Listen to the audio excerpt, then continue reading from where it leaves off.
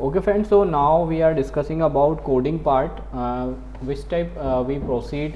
So let's see किस type से हम प्रोसीड करने वाले हैं. एक हम कोड को डाउनलोड करेंगे, दैन फिर हम उसे हमारे आईडी सॉफ्टवेयर में पेस्ट करेंगे एंड देन फिर और भी पार्ट्स हम कवर करेंगे. सो चलिए देखते हैं. फर्स्ट ऑफ ऑल गाइस, आपको क्या होगा, एक मैनुअल प्रोवाइड किया जाएगा हमारी कंपनी की तरफ से. उसके आप एंड में जैसे ही आएंगे तो यहाँ पे आपको कई सारे लिंक्स प्रोवाइड किए हुए हैं.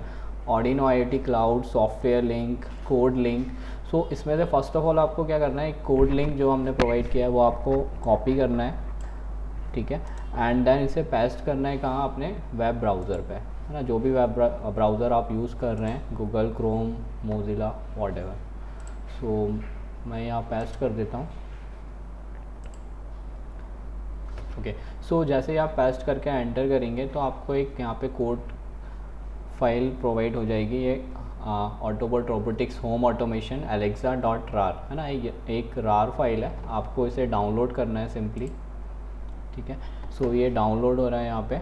जैसे ये डाउनलोड हो जाता है फिर हम ओपन करते हैं किस टाइप से हम वर्क करेंगे इस पर, ठीक है. तो ये डाउनलोड हो चुका है. ये एक रार फाइल है तो ऑब्वियस इसको आपको एक्सट्रैक्ट करना होगा, है ना. मैं एक्सट्रैक्ट कर लेता हूँ. आपको भी सेम प्रोसीजर फॉलो करना है ना. ये मैंने ओपन किया इसे एंड देन विजार्ड पे मैं क्लिक करूँगा एंड देन फिनिश, ठीक है.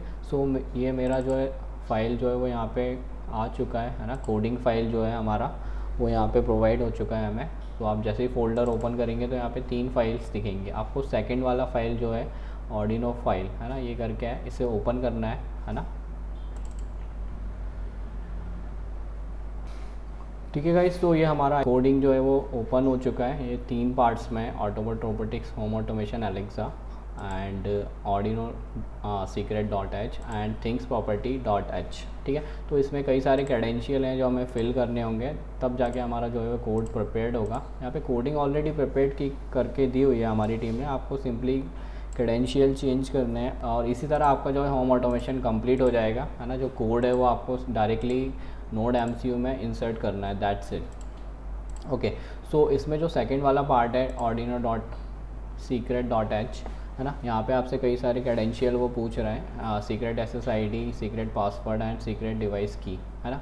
सो इसमें आपके जो सीक्रेट SSID और पासवर्ड है, जो आपका वाईफाई या फिर हॉटस्पॉट का पासवर्ड है या फिर SSID है, वो आपको यहाँ पे एंटर करना है, ठीक है. सो मैं अपना कर देता हूँ. आपको अपना SSID यहाँ पे एंटर करना है, ठीक है. ये मैंने SSID एंटर किया, दैन फिर मैं पासवर्ड इसका एंटर कर रहा हूँ, ठीक है. ये मेरा पासवर्ड है, वाईफाई का पासवर्ड, है ना, एंड वाईफाई का SSID नेम, ठीक है. नेक्स्ट ये पूछ रहा है आपसे सीक्रेट डिवाइस की, ठीक है. सीक्रेट डिवाइस की आपको कहाँ से मिलेगी, मैंने आपको एक PDF डाउनलोड कराया था, है ना, ऑर्डिनो IoT क्लाउड से. तो चलिए हम वो अपना PDF ओपन कर लेते हैं. PDF जो है वो आपको डाउनलोड में मिल जाएगा, ठीक है. ऑर्डिनो डिवाइस सीक्रेट की ये मैंने ओपन कर लिया. यहाँ पे कई सारे चीज़ें दी हुई हैं आपको, device ID and as well as secret key. तो यहाँ से आपको सीक्रेट की कॉपी कर लेनी है, ठीक है. ये मैंने कॉपी कर लिया है. आपको भी सेम प्रोसीजर फॉलो करना है एंड इसे हम पेस्ट कहाँ करेंगे, हमारे कोडिंग पार्ट में, ठीक है. यहाँ पे हम गए एंड देन यहाँ पे सीक्रेट डिवाइस की हम यहाँ पे पेस्ट कर देते हैं, ठीक है. ये मैंने पेस्ट कर दिया है, ठीक है. आपको भी सेम प्रोसीजर फॉलो करना है.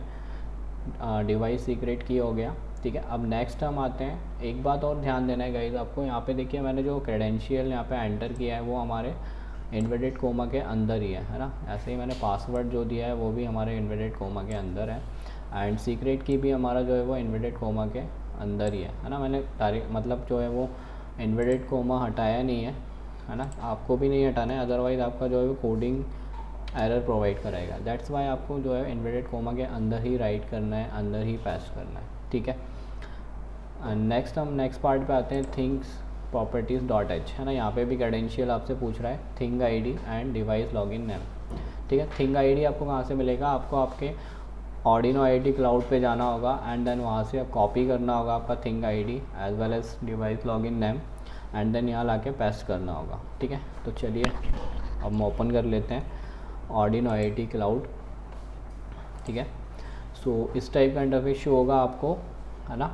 देन यहाँ पर आपका जो आईडी करके लिखा हुआ है ना, ये आपका डिवाइस लॉगिन नेम है ना। आपको यहाँ से सिंपली कॉपी कर लेना है और इसे पेस्ट कर देना है कहाँ पे, हमारे आर्डिनो आईडी क्लाउड में, जहाँ पर हमारी कोडिंग प्रेजेंट है, ठीक है। देन यहाँ पे लिखा हुआ है डिवाइस लॉगिन नेम है ना, जो आईडी वहाँ लिखा हुआ है वो हमारा डिवाइस लॉगिन नेम है। आपको सिंपली यहाँ पे सेलेक्ट करना है और पेस्ट कर देना है, ठीक है। ये मैंने पेस्ट कर दिया। अब एक चीज़ और बच रही है मेरी थिंग आईडी है ना, तो ये आपको कहाँ से मिलेगी, ये भी आपको आर्डिनो आईडी क्लाउड से ही मिल जाएगी, ठीक है। तो मैं ओपन कर लेता हूँ, है ना। अब यहाँ पे लिखा हुआ है setup sketch and Meta data, है ना। आपको मेटा डेटा वाले फोल्डर में जाना है एंड देन आप जैसे ही इसे क्लिक करेंगे तो यहाँ पे आपको थिंग आईडी शो होगा, है ना। आपको सिंपली यहाँ से कॉपी करना है, वो ये मैंने कॉपी कर लिया एंड देन इसे पेस्ट कहाँ करेंगे हम, हमारे कोडिंग वाले पार्ट पर, ठीक है। तो कोडिंग ओपन कर लेता हूँ मैं एंड देन यहाँ पे मैं जो है इसे पेस्ट कर देता हूँ, ठीक है। तो ये मैंने पेस्ट कर दिया है, ठीक है। अब हमारे जो क्रेडेंशियल वो फिल हो चुके हैं, SSID, password, device secret key, as well as thing ID and device login name, ठीक है। तो गाइस यही प्रोसेस आपको करना है कोडिंग में, ज़्यादा कुछ करना नहीं है ना। ये 3 प्रोसेस हो गई हैं मेरी। अब हम जो है आगे देखेंगे किस टाइप से हम इसे इंटरफेस करने वाले हैं, है ना। फर्स्ट ऑफ ऑल आपको क्या करना है, हमारे माइक्रो कंट्रोलर जो यूज़ कर रहे हैं नोड MCU है ना, उसे एक्टिव करना होता है आर्डिनो आईडी में, है ना। तो उसे एक्टिव करने का क्या प्रोसेस रहेगा, चलिए वो हम देख लेते हैं। फर्स्ट ऑफ ऑल क्या करना है, आपको अपने वेब ब्राउज़र में जाना है। मतलब क्या होता है, नोड MCU का एक प्रेफरेंस लिंक होता है, तो वो हमें यहाँ पे जो है वो एंटर करना होता है हमारे आर्डिनो आईडी में। तो यहाँ पे हम टाइप करते हैं नोड MCU प्रेफरेंस लिंक, ठीक है।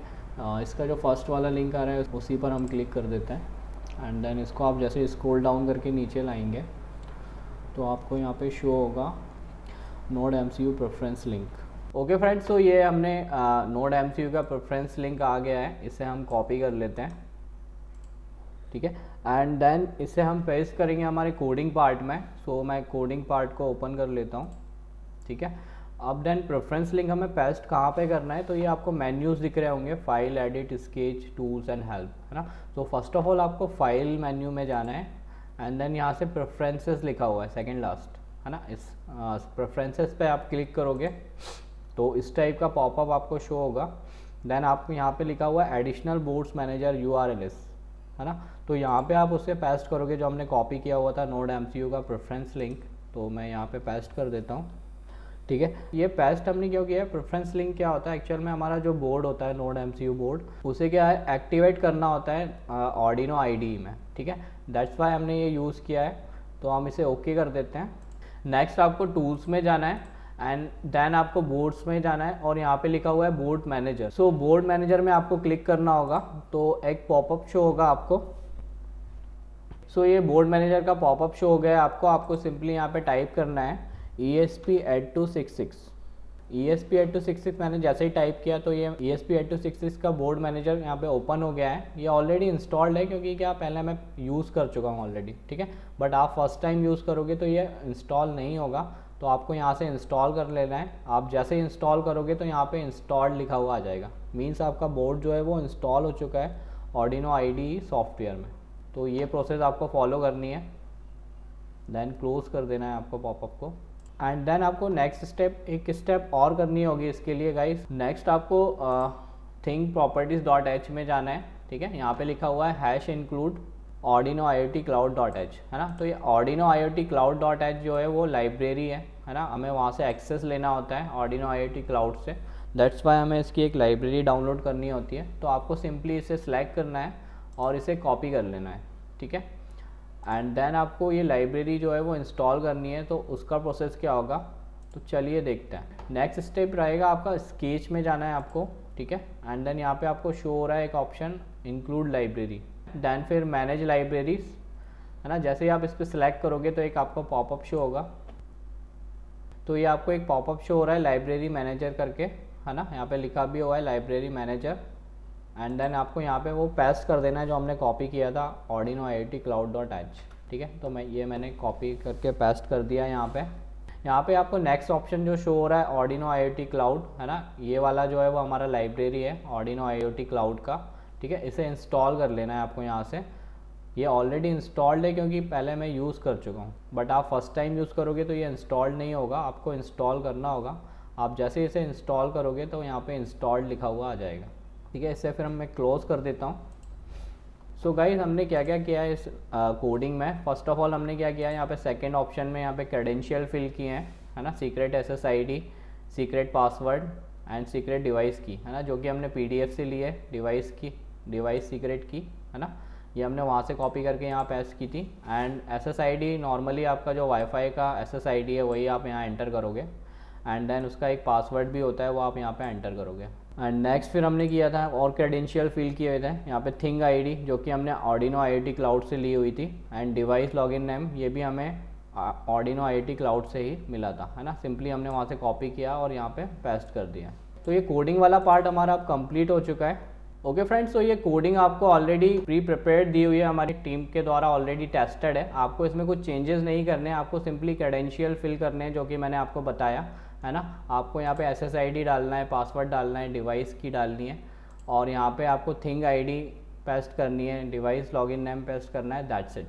सो ये हमारा जो है कोडिंग पार्ट यहाँ पे कंप्लीट हो गया है ना। अब हम देख लेते हैं, इसे चेक कर लेते हैं हमारे कोडिंग में कोई एरर तो नहीं है। सो ये लास्ट स्टेप जो रहेगा वो क्या रहेगा, इसमें आपको यहाँ पे फाइल मेन्यू के नीचे एक टिक मार्क दिख रहा होगा, है ना। आप जैसे ही टिक मार्क पे क्लिक करते हो तो यहाँ पे वेरीफाई भी लिखा हुआ आ रहा है। सो जैसे ही हम इस पर क्लिक करेंगे हमारा कोड जो है वो कंपाइल होना स्टार्ट हो जाएगा। कंपाइल मीन्स होता है हमारा, एक्चुअल में क्या होता है, जो Arduino IDE है वो क्या करता है, हमारे कोड को कंपाइल करता है। मीन्स वो चेक करता है कि इस कोड में कोई एरर तो नहीं है। सो सिंपली आपको इस पर क्लिक करना है, तो फिर क्या होगा, आपको यहाँ पे लिखा हुआ आ जाएगा कंपाइलिंग स्केच। मीन जो आपका कोड जो है वो कंपाइलिंग होना स्टार्ट हो गया है, और यहाँ पे आपको इसका प्रोसेस फॉर्म भी दिख रहा है, कितना प्रोसेस हुआ है वो भी हमें यहाँ पे शो कर रहा है, ठीक है। अब जैसे ये कंप्लीट होगा तो यहाँ पे डन कंपाइलिंग लिखा हुआ आ जाएगा। इफ़ कोई एरर क्रिएट होता है तो वो भी यहाँ पे लिखा हुआ आ जाएगा कि इस कोड में ये एरर है। ओके फ्रेंड्स, तो यहाँ पे डन कंपाइलिंग लिखा हुआ आ गया है, मीन्स अपना कोड जो है वो करेक्ट है, कोई एरर इसमें नहीं है। अब नेक्स्ट स्टेप क्या रहेगा, इस कोड को हमें अपलोड करना होगा NodeMCU में, ठीक है। सो वो हम नेक्स्ट फेज़ में देखेंगे। एंड देन फिर Alexa से भी हमें इनेबल करना होगा हमारे कोड को। हमारा जो होम ऑटोमेशन डिवाइस है वो Alexa के थ्रू ही ऑपरेट होने वाला है। देन जैसे ही आप Alexa के थ्रू उसे ऑपरेट करोगे तो फिर आप इजीली हमारे होम ऑटोमेशन डिवाइस को ऑपरेट कर पाओगे।